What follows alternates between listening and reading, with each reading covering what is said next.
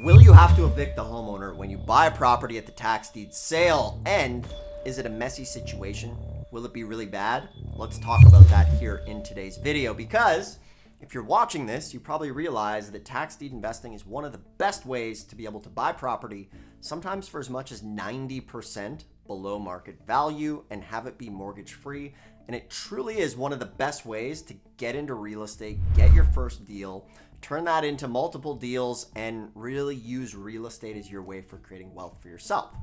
This channel here is dedicated to helping you do that. So my name's Dustin Hahn. I've been doing this stuff for 20 years, and I help folks get into the business. And I try to save you from some of the pain and heartache that I got into when I was getting into this. So we're going to talk about, will you have to evict the person, how to do it, and how often does it happen? All right. So if you like tax liens and deeds or real estate investing, do me a favor, hit the thumbs up on this video, helps the channel, and make sure to subscribe, because I share with you how to do this business, how to not screw it up, how to not lose money. And for tuning in, as my way of saying thank you, I give away a totally free mini course called the ABCs of Tax Lien and Deed Investing and 100 Tax Lien and Deed Facts you absolutely must know. This is totally free in the description. It'll show you how to start getting these properties as of today. A couple on-demand trainings as well. Get your first deal in 30 days, and Tax Lien and Deed Investing 101. So this is the course I wish I had. I used to sell it. Now it's totally free in the description below. People love it, and I hope you do as well. So let's dive into it. When you're buying tax deeds, the majority of the time, the property is going to be vacant, okay?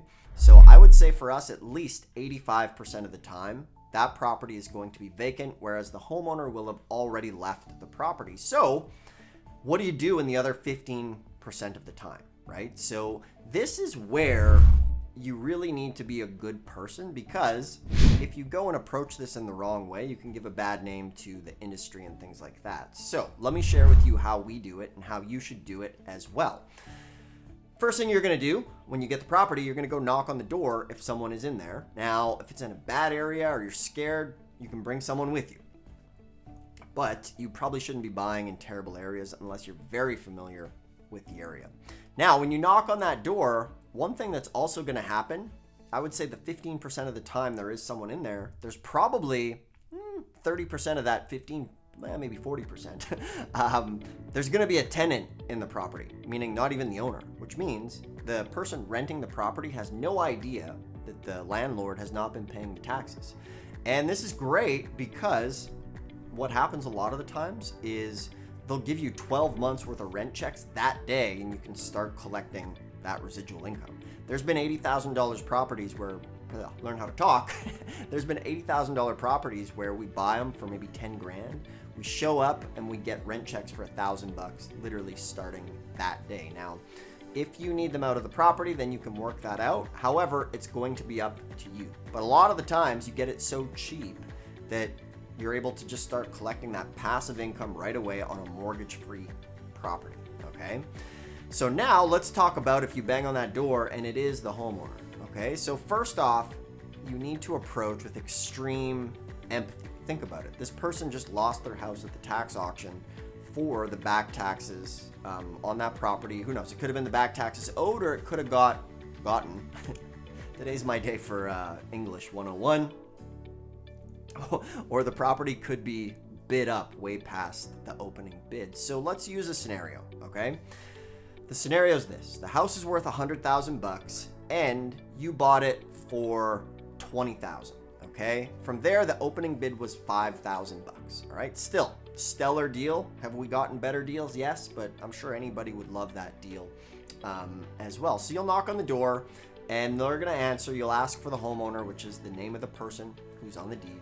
Let's call him Dave. No offense to Daves that are watching. I know a lot of Daves. And you'll say, hey, Dave, so, as you know, that I've been in some troubles with the county lately. And I ended up I'm the new owner of your property. And Dave, I just want to say it's a tough situation, but I want to share with you as well how there's actually money owed to you to be able to help this transition not be as hard. Okay, so you're gonna soften it by saying that, okay? And here's why, because there's a whole industry of what's called like tax overages. That's a totally different business. I don't do that business. And basically what that business is where you go and try to get that money on the homeowner's behalf. You keep some of it, you give them some of it. What I would way rather do is just have the homeowner get all of it. Now, the county doesn't tell the homeowner that they're entitled to the excess funds. So what I do is I'll say, look, you know, you owed $5,000, I bought it for $20,000. This means there's $15,000 that is owed to you right now to help you go and make a new start. And then you say, you know, Dave, I'd like to make this process as simple as possible for you. Is there any chance you can be out of the property here within 30 days? Start with that, and they'll say, well, yeah, actually I can. I was going to move anyway. The next thing they could say is like, well, there's a reason I didn't pay the taxes. It's because I don't have any money. So at this point, what you say to them is you say, look, I'd be happy to help you out. I'll help you out with $1,000 to get out of the property. Okay. And in this situation, you say to them, I'll give you $500 today. And then from there, I'll give you another $500 once you're out of the property. Okay.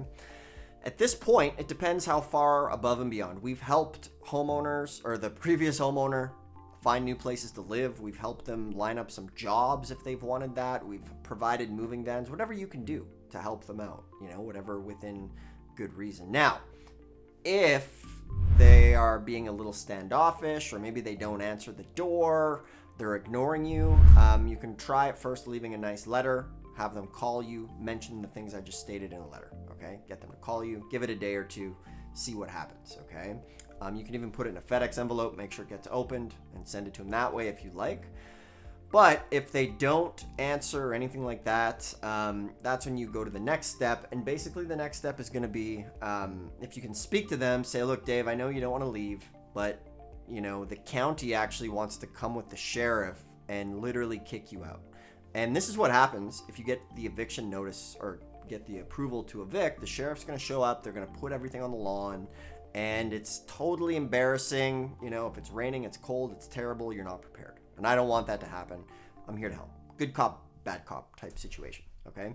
So that's how you're going to approach it. Now, you know, we've done hundreds of properties and we've only ever had to evict with the sheriff twice. Okay. So it doesn't happen that often. Most of the time you can come to a solid agreement on what to do.